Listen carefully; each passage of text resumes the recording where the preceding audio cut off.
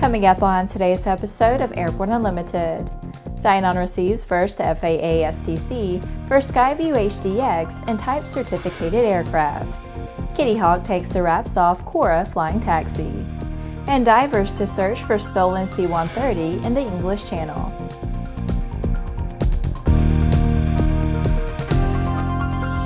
Hello, I'm Laura Hudson. It's March 19th, and this is Airborne Unlimited. The FAA has awarded an initial STC to Dynon Avionics for its flagship SkyView HDX system. The STC's AML initially covers many Cessna 172 models.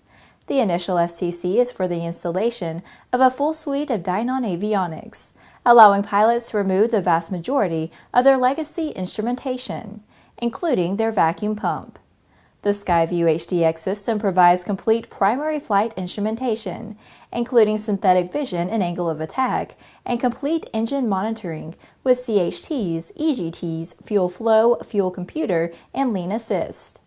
Also approved is Dynon's fully integrated 2-axis autopilot, which features IFR approach capability when SkyView is integrated with a compatible navigator.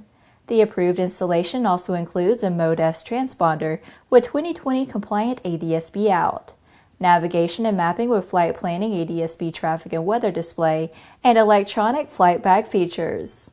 Backup primary flight instruments are provided by a Dynon EFIS D10A. The initial AML covers several Cessna 172 models. After the break, FAA is looking for experienced air traffic controllers.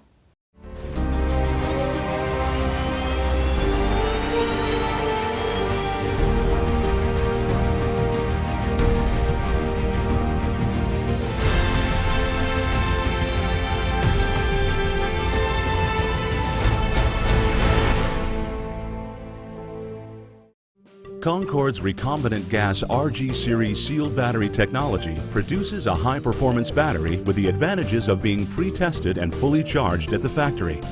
Find out more about Concorde's entire line of batteries at www.concordebattery.com. Concorde, the heart of your aircraft. Sandia introduces the new SAI 340 Quattro TSO'd airspeed, attitude, altitude, and slip.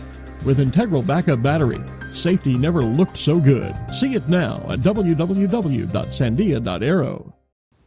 Welcome back. If you have a story suggestion for Airborne Unlimited, Aero-TV, Airborne Unmanned, the AMA Drone Report, our website or podcast, just email to news-spy@aero-news.net.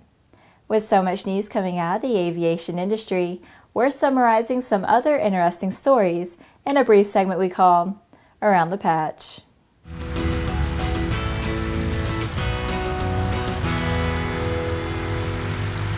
The FAA is hiring experienced air traffic controllers to work in facilities throughout the country, and also specifically for the facility that handles the busy New York area airspace. The agency will accept applications from experienced candidates to fill slots at the New York TRACON in Westbury, New York, and other facilities throughout the country. The job announcements will be open from March 19th until March 26, 2018. 2 Indian female pilots are going to accomplish a legendary flight around the world in a Pipistrel Sinus aircraft. The WE expedition is the world's first circumnavigation by an Indian woman pilot in a motor glider. Captain Audrey Deepika Mabin, India's first woman motor glider pilot and India's first woman microlight flight instructor, and her 19-year-old daughter Amy Metawil will embark on the flight around the world on April 5th.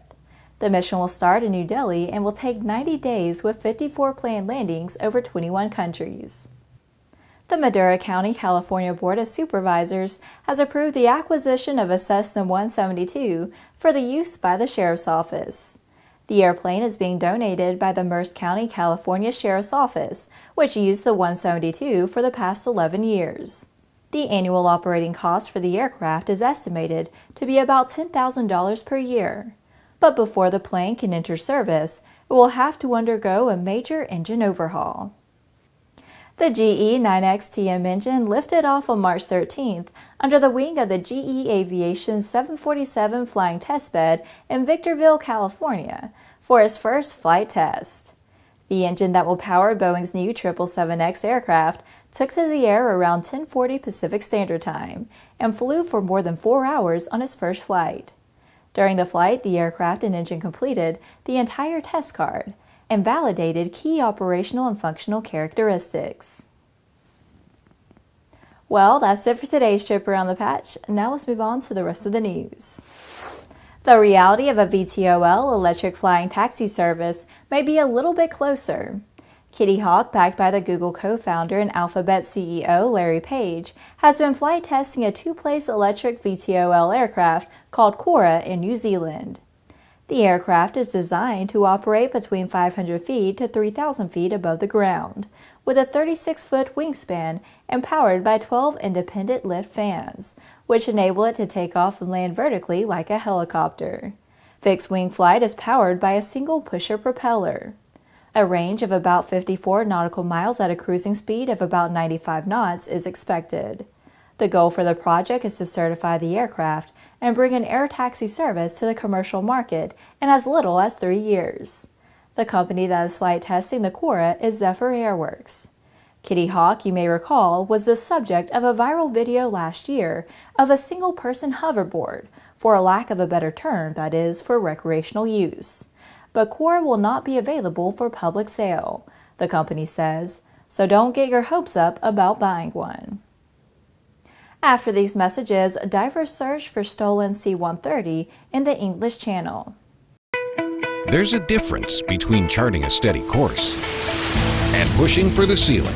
And for nearly a century, Hartzell Propeller has been defining that difference. It's in our passion for engineering and research and our dedication to testing the limits of performance. We are built on honor.